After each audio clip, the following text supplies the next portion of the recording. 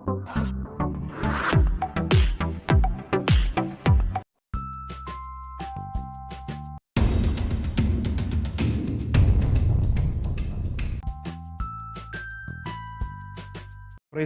Joko Widodo menerima kunjungan Sekjen Partai Komunis Vietnam Nguyen Phu Trong dan delegasi di Istana Merdeka, Jakarta.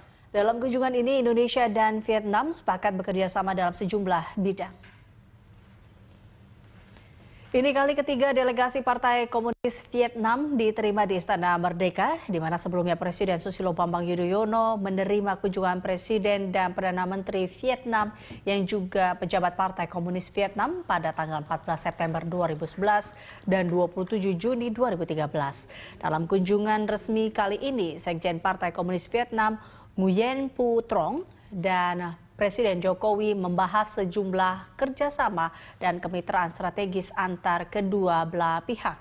Beberapa di antaranya adalah nota saling pengertian dalam bidang pendidikan, pembangunan desa dan industri, bidang energi batubara dan gas landas kontinental, bidang hukum dan HAM, dan yang terakhir adalah bidang kemaritiman.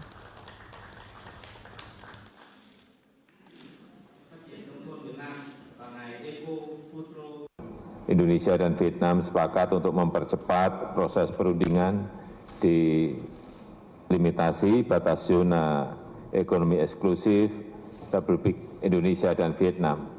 Dan di bidang perikanan, kedua negara sepakat untuk menindaklanjuti usulan Indonesia bagi dicapainya sustainable fisheries dan bekerjasama mengatasi illegal, unreported, and unregulated fishing, IUU fishing.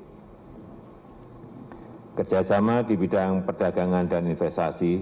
Di bidang perdagangan dalam 3 tahun terakhir, nilai perdagangan kedua negara terus meningkat. Kita telah membahas berbagai langkah dan inisiatif baru agar target perdagangan sebesar 10 miliar US dollar dapat dicapai. Indonesia dengan Vietnam telah bekerja sama selama 65 tahun dari tahun 1955 sampai 2020. Indonesia dan Vietnam telah bekerja sama dalam berbagai sejumlah bidang seperti bidang ekonomi, politik, perdagangan, perikanan, maritim, dan lain sebagainya.